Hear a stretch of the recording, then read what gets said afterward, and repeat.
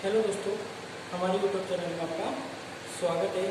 आज मैं आपको व्हीटस्टोन ब्रिज के बारे में बताने जा रहा हूँ।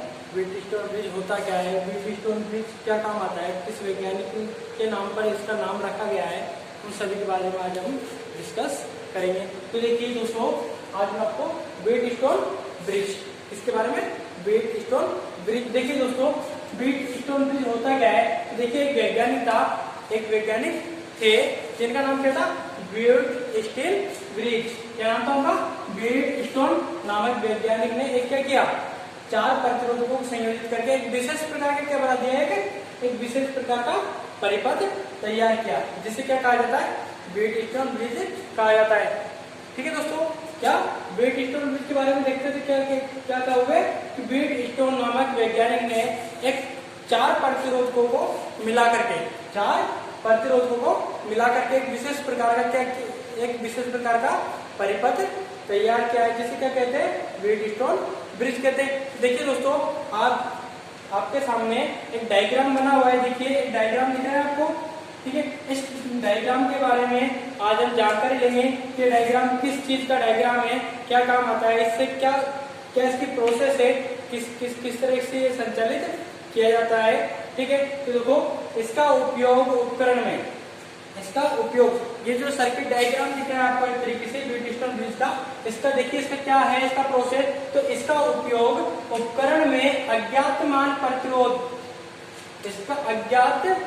प्रतिरोध ज्ञात करने में किया जाता है।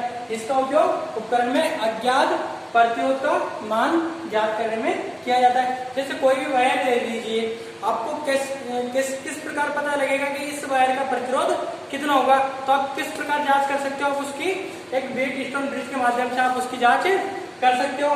आगे देखिए, इसका उपयोग उपकरण में अज्ञात प्रतिरोध का मान ज्ञात करने में किया जाता है। आगे देखो, इस परिपथ में प्रतिरोध P तथा Q उपकरण की रेशो आर्म बनाते हैं। इसमें क्या होता है कि देखो, मैंने आपसे बोल दिया, सबसे पहले लिखा हुआ है कि इस परिपथ में 4 प्रतिरोधक होते हैं। तो इनमें से देखिए क्या है कि P और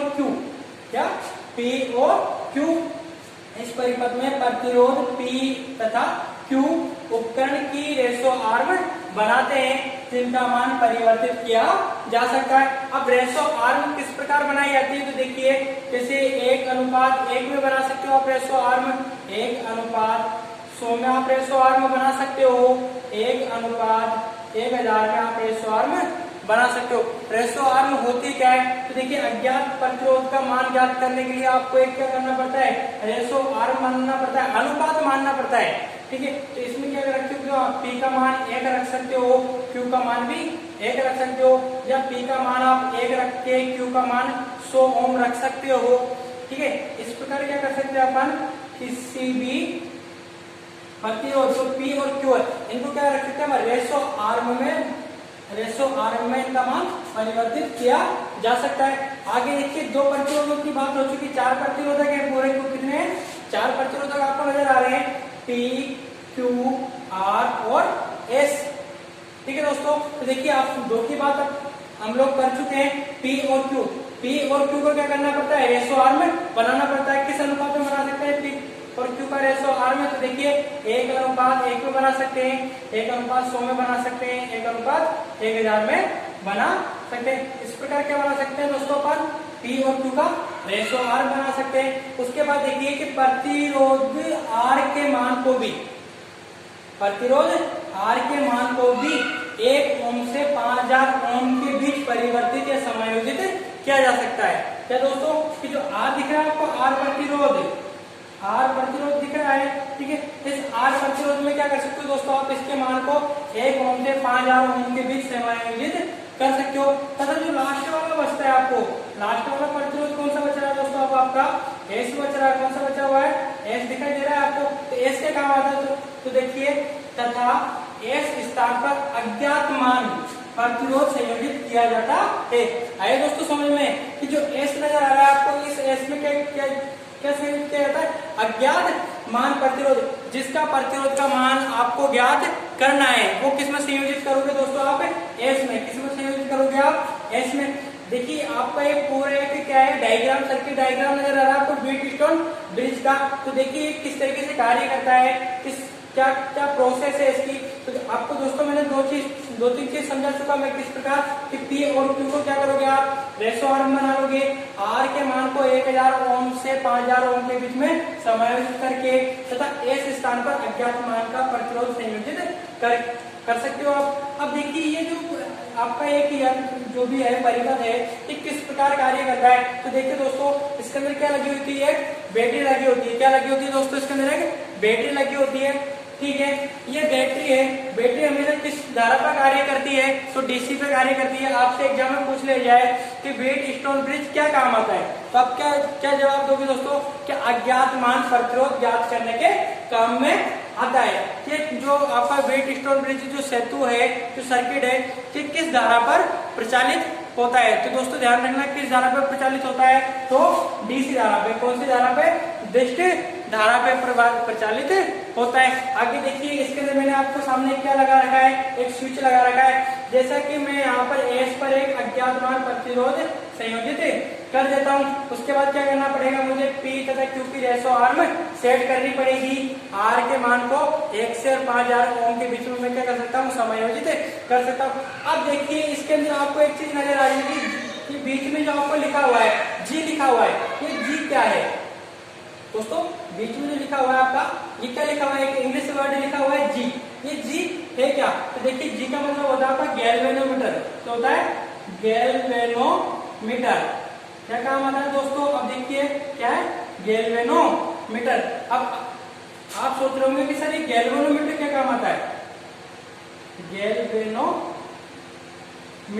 अब दोस्तों गैल्वेनोमीटर क्या काम आता है, तो देखिए दोस्तों जितने भी आप रेशो आर्म बनाते हो कि आर के मान को आप 1 ओम से 5000 के बीच में संयोजित करोगे, अगर इन सभी के अनुपात में कोई भी डिफरेंस आता है, धारा के मान में कोई भी अंतर आता है, जब तक आपका धारा का मान 0 नहीं हो जाता, जब तक धारा का मान 0 नहीं हो जाता तब तक क्या करेगा आपका जो गैल्वेनोमीटर आपको बताता रहेगा, जब तक आपका उपकरण बिल्कुल ढंग से कार्य नहीं करता। अगर आप गैल्वेनोमीटर आपको धारा का मान 0 बताता है, तो इसका मतलब यह हो चुका कि आपका जो गैल्वेनोमीटर है वो सही तरीके से कार्य कर रहा है। आपका जो एस पे जो अज्ञात मान प्रतिरोध है उसका मान आपको करेक्ट बताएगा।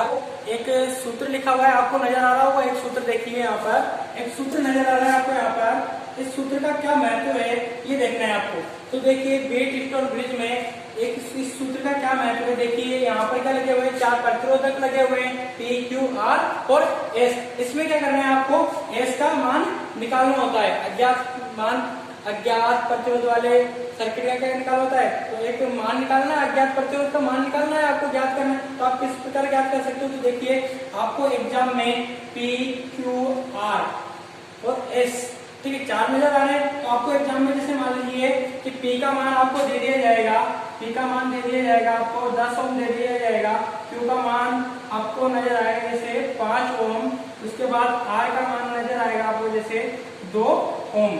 क्या नजर आएगा दोस्तों, 2 ओम आपको R का मान नजर आ रहा है, S का मान आपसे पूछ लिया जाएगा। क्या होगा दोस्तों, एस का मान आपसे पूछा जाएगा। तो आप किसके द्वारा निकाल सकते हो, तो देखिए एस बराबर क्या जाएगा आपको।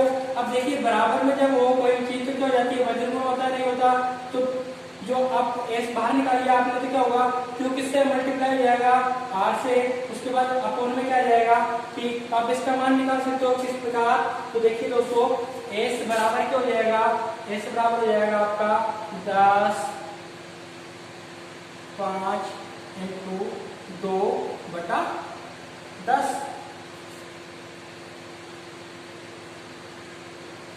देखिए यहाँ पर मैं मान रख देता हूँ, यहाँ पर मैं मान रखता हूँ 2, ठीक है दोस्तों। तो देखिए एस बराबर क्या हो जाएगा आपका, एस बराबर हो जाएगा आपका 5 इंटू 2/2, मतलब क्या हो जाएगा 10। आपका एस का मान कितना गया दोस्तों, 5 ओम। एस का मान कितना गया दोस्तों, 5 ओम है दोस्तों समझ में। देखिए आपको एग्जाम में एक क्वेश्चन पूछ लिया जाता है जिसमें आपको क्या दिया होगा, P का मान दे दिया जाएगा, Q का मान दे दिया जाएगा और R का मान दे दिया जाएगा। आपसे किसका मान पूछा जाएगा, S का। तो S का मान पूछा जाएगा तो आप किस प्रकार निकालोगे, S बराबर Q into R upon P। Q का मान कितना दे रखा है दोस्तों आपको 5 ओम दे रखा है, इंटू R का मान कितना दे रखा है दोस्तों आपको 2 ओम दे रखा है। उसके बाद P का मान कितना दे रखा है दोस्तों 2 ओम। जब आप 5 को 2 से गुणा करते हो तो कितना आता है दोस्तों 10 आता है। 10 में आप 2 का भाग लगाओगे, आपके पास आंसर कितना आ जाएगा दोस्तों 5 ओम। अगर आपको हमारी वीडियो पसंद आती है तो चैनल को लाइक और सब्सक्राइब करना ना भूलें।